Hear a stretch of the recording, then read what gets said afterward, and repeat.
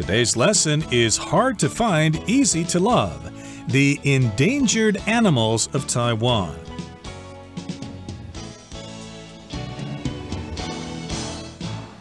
Hi everybody, I'm Roger. And I'm Mike. And today we're talking about animals that are almost extinct, but we still have a chance to save them, to rescue them from the brink of extinction. And so, of course, these animals are considered endangered, and we're focusing specifically on endangered animals in Taiwan. Last time, of course, we introduced you to the Formosan black bear. There aren't very many of them left, are there? No, 200 to 600 out there in nature. They hide in the forests, of course, because that's a safe place for them to be. So it's a little hard to estimate the number very accurately. That's why we have that wide range there. But the Formosan black bear may be the most well-known of Taiwan's large endangered animals, but they are certainly not the only ones. So we're going to find out much more about some of the other ones that also are worthy of our care and love and attention before, sadly, they disappear, which we don't want to happen. Right, we don't want that to happen to the Formosan black bear in mountainous areas of Taiwan, but we're going to talk about something that lives on the beaches of Taiwan. Let's find out now about green turtles. Let's listen to the first part of today's lesson right now. Moving from Taiwan's mountains to its beaches, we now turn our attention to the green sea turtle. Named after the green fat under their shells, green turtles can grow up to 1.5 meters long and weigh 100 kilograms. They love eating seaweed and algae, and in fact, eating so much vegetation is what makes their fat green.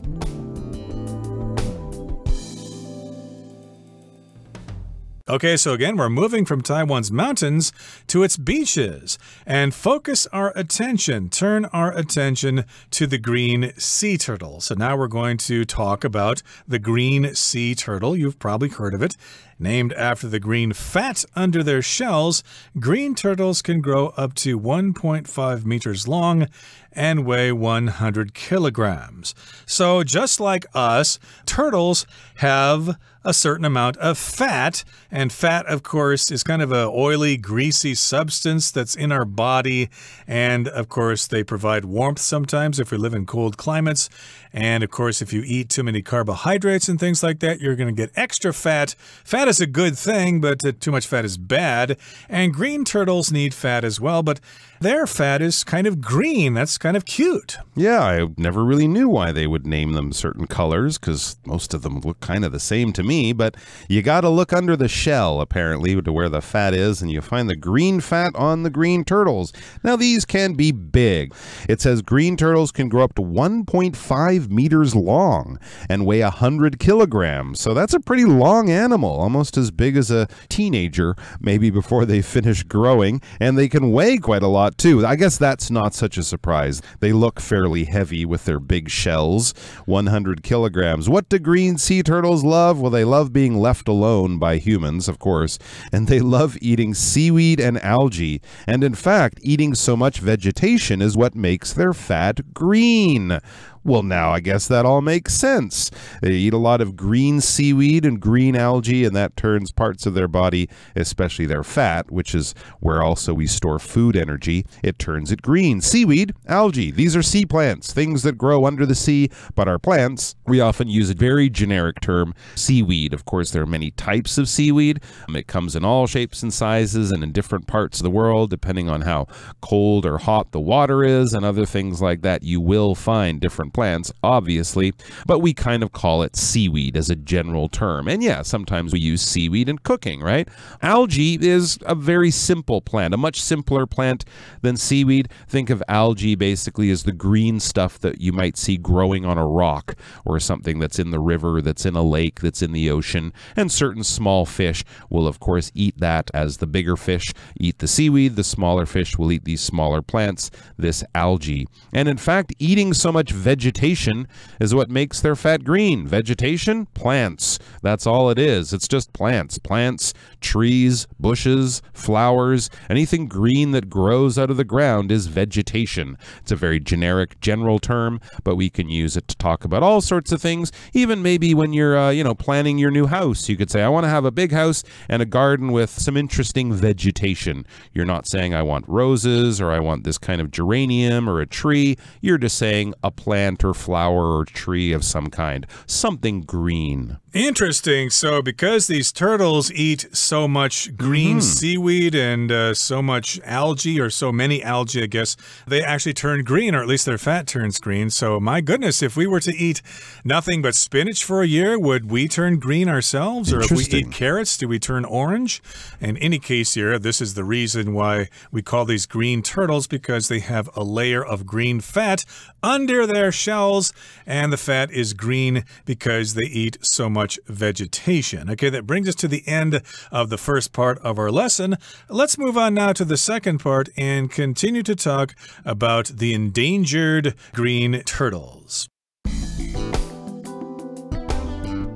These turtles can be found on many of Taiwan's beaches, especially those of Xiaoliuqiu and Penghu, but are endangered for many reasons. Hunting, fishing, damage to their nesting spots, and even light pollution have all combined to risk making them extinct. Fortunately, conservation measures like monitoring turtle populations, rescuing injured turtles, and outlawing harmful fishing near turtle habitats have been put into action. Just like the turtles themselves, these measures may be slow-acting, but it is hoped that slow and steady will win the race.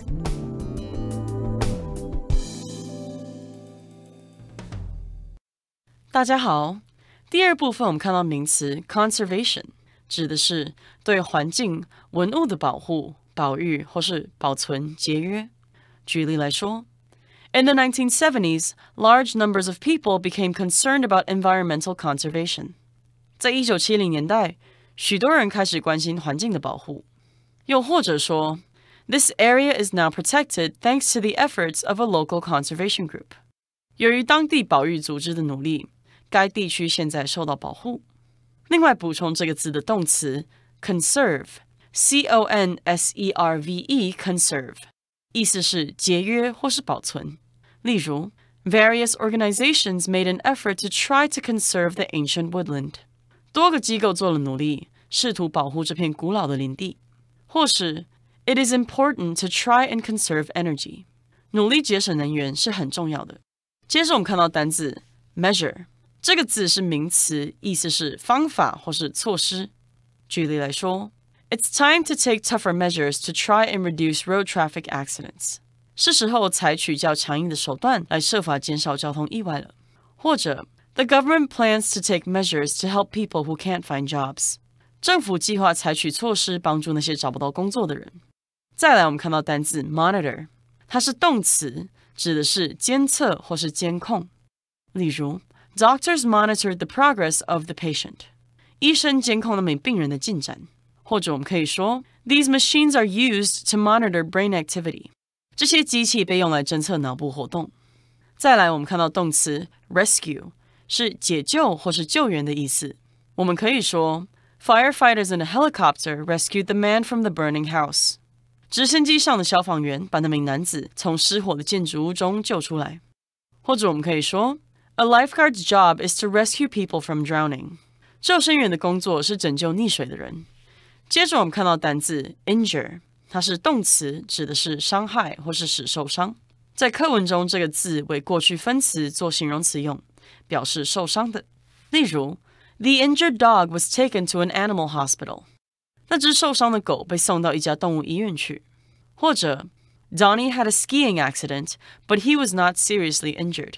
Donnie 滑雪出了意外，但他没有受到重伤。最后我们看到片语 put something into action， 指的是将点点点付诸实践。例如 The rescuers put their plan into action. 救援人员将他们的计划付诸实行。我们也可以说 I put my dream into action. 我把我的梦想付诸实行。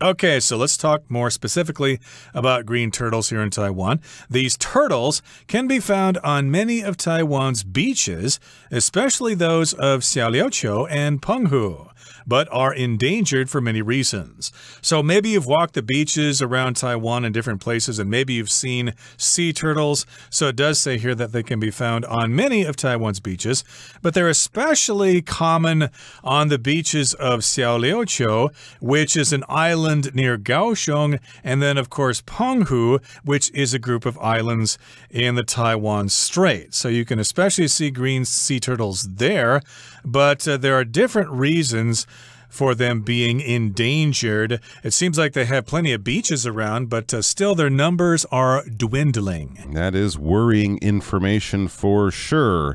And it says hunting, fishing, damage to their nesting spots, and even light pollution have all combined to risk making them extinct. Yeah, sea turtles around the world are very vulnerable and are in trouble in a lot of places because these are pretty quiet, gentle, slow-moving animals that need to go on the land to lay their eggs and, of course, live in coastal areas a lot of the time, too. So any kind of hunting that might go on for their shells, which can be valuable in the production of goods, of course, fishing, maybe not fishing for the turtles, but turtles getting caught in fishing nets that are designed for other animals is a very common problem. And damage to their nesting spots, these beaches where the turtles often return to the same beach to lay their eggs. Well, if someone comes along and builds a holiday resort on that beach, or a bunch of birds move in and they're going to eat all the eggs, all of these things can cause serious problems for the future generations of turtles. And even light pollution. Yeah, this could be another problem related to successfully laying eggs, of course, for these animals, because if you're traveling back to the same beach, but you get confused by lights from buildings and hotels right there on the beach, the turtles can get lost. They can unsuccessfully lay their eggs, and future generations will be very much in trouble. So we have to take care of the turtles. They need extra help, don't they? But there is some good news coming along here. Indeed. Fortunately, a good thing is that conservation measures like monitoring turtle populations, rescuing injured turtles, and outlawing harmful fishing near turtle habitats have been put into action. So here we've got various measures that have been put into action. They have been adopted by governments, and they're starting to follow these measures. They're starting to implement these measures, and people have to obey them. They have to respect them. And these are conservation measures. Conservation has to do with the protection and conservation of the natural environment. Okay, don't confuse that with conservative politics or conservative people who like to preserve the old ways. They may be more religious than other people, but here conservation refers specifically to saving the environment, basically, especially forests and places like that. And what they're doing is they're monitoring turtle populations, which means they're taking stock of the amount of turtles that are around. They count them maybe every day, and they check on their migration patterns to see how many of them are still alive or if they're having more kids or things like that. So they monitor, they kind of keep check on turtle populations, and they rescue those injured turtles. Rescue means you save someone from a dangerous situation. If you're hiking up Yushan, for example, and you get lost, well, somebody might need to come and rescue you with a helicopter or whatever. In this particular case, we're talking about injured turtles, turtles that have been hurt.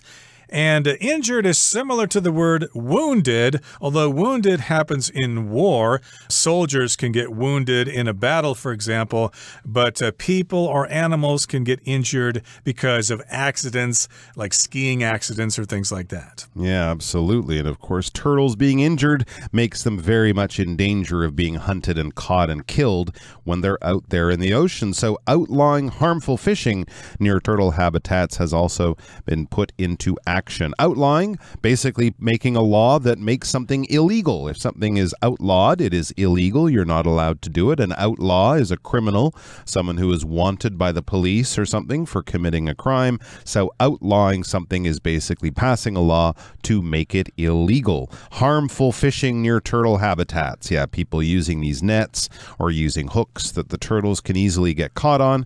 All of these things have been made illegal, and these new laws have been put into action. If you put something into action, you basically make it there. You put it there so it can be used, or you put your plan. You basically start your plan. It's not anything on paper anymore. We're not discussing it anymore. We're not saying, okay, we're almost ready. No, we're ready and we're using it now. We've used the law. We've put the law into action. Just like the turtles themselves, these measures may be slow acting, but it is hoped that slow and steady will win the race. There you go. That's bringing it back to the turtle philosophy.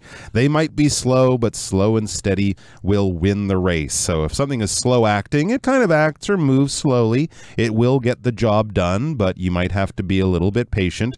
And same thing with laws, right? When we're changing people's behavior with new laws, we have to be a little patient before everyone starts to obey the law. But as it says in that famous story of the turtle racing against the rabbit, or the tortoise and the hare, slow and steady will win the race. You don't race off and burn off all your energy and then quit halfway through. No, if you start slow but continue with a steady pace, don't quit, don't give up, eventually you will reach your goal. And we hope to reach the goal of protecting these wonderful animals in and around Taiwan. Yeah, patience is a virtue. Sometimes being slow and taking your time can actually achieve better results than rushing. Although, of course, sometimes being fast is better, just like Usain Bolt would tell you when he sets the world record in the 100 meters. But the marathon winner will disagree with you there. Absolutely, exactly. So it's applicable in some situations, but not in others.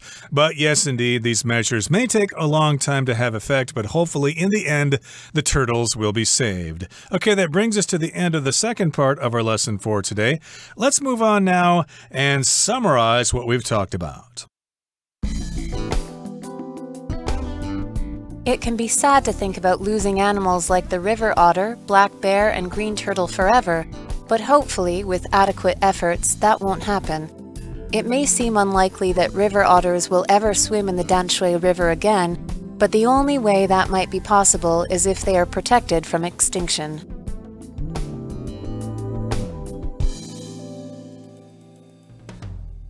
Okay, the final paragraph here says, it can be sad to think about losing animals like the river otter, black bear, and green turtle forever, but hopefully with adequate efforts that won't happen. So yeah, we'd like to keep these animals around. They help our ecosystem, and they're cute as well. So yes, it is sad to think about losing these animals, and these are the animals we talked about, the river otter, the black bear, and the green turtle. They're still around, but we need to make adequate efforts or have adequate efforts.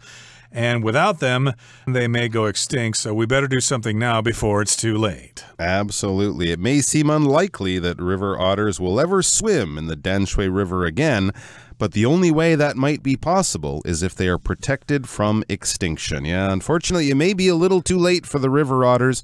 We might save small numbers of them, but the idea of, walking along the river on a Sunday night and watching huge families of otters play in the water, I don't think that's ever going to happen again. And that's a shame, right? That's a real shame. It's a real crime. So let's protect the other animals that are not such a serious situation from getting into that serious situation. So the only way would be to protect these animals from extinction. We talked about extinct, going extinct. An extinct animal is no longer there in the earth. It's been wiped out. Extinction is the noun form. We want to save the otters from the fate of the dinosaurs and the dodo and the passenger pigeon. Save them from extinction. Right, so do some research, ask around, and find out what you can do to keep these animals around. And I'm very curious about that river otter. The river otters are so cute. I would like to see them in the wild, and hopefully there are still quite a few of them left for people to see. Okay, that brings us to the end of our discussion for today. It's time now to listen to our Chinese teacher.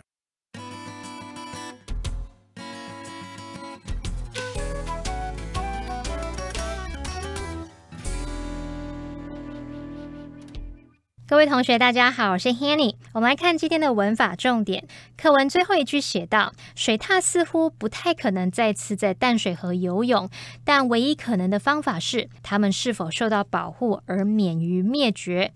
文中是写道 The only way that might be possible is if they are protected from extinction。 句子里面的主词就是 the only way， 后面带有修饰语。那么 the only way that might be possible 就是唯一可能的方法。再来看到动词是 is， 那后面接了 if they are protected from extinction， 他们是否受到保护而免于灭绝，那这部分就是主词补语，用来补充说明主词，让语义完整。那接着我们就来整理用 if 或者是 whether 引导名词子句的用法。好， if 跟 whether 都可以引导名词子句去表达是否怎么样怎么样。那么 whether 所引导的名词子句，它可以当主词、受词跟补语用。而 if 引导的名词子句呢，不能当主词，只能当受词和补语用。我们现在来造3个例句。第一个例句是 Whether that's a good idea depends on a lot of factors。 那是否是个好点子，取决于很多因素。这时候名词子句 Whether that's a good idea， 这是当主词来用。这时候 whether 我们不能用 if 来替换哦。那第二个例句是I don't know if that's a good idea。 你也可以说 I don't know whether that's a good idea。 我不知道那是否是个好点子。这时候呢，名词子句你可以用 if that's a good idea 或是 whether that's a good idea 来当受词。第3个例句是 The question is if that's a good idea。The question is whether that's a good idea。 问题在于那是否是个好点子。这时候这个名词子句 if that's a good idea 或是 whether that's a good idea， 这是当主词补语用。只是提醒同学们，在这个 the question is 后面接 whether 引导的名词子句，会比接 if 引导名词子句来的常见哦。好，那我们最后帮同学们补充几个重点。第一个是在正式书写中呢，比较常用 whether 引导名词子句。那第二个重点是，通常我们会用 whether 引导的名词子句来当介系词的受词，像是 They had a conversation about whether they liked the film。 他们在谈话中聊到是否喜欢那部电影。好，那么第3个重点就是 whether 的之后可以接不定词 to be 来构成名词片语，那么 if 则不行。举例来说He's not sure whether to return to the team。 他不确定是否该回到球队。以上是今天重点整理，我们回顾今天单字吧。Conservation. The conservation of jungle environments is critical to the survival of many species. Measure. The government hopes the new health measures will stop the spread of the virus. Monitor. Suzanne monitored the results of her experiment to see if it was working. Rescue. The drowning child was rescued by the lifeguard. Injure.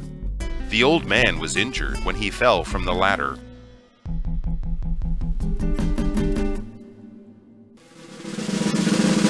Discussion starter starts now! Here's our discussion starter for today. The question is, what are some actions you can take or encourage to help protect endangered animals? Good question. Well, I can take personal actions such as cleaning up beaches when I go out to the beach for a nice relaxing afternoon.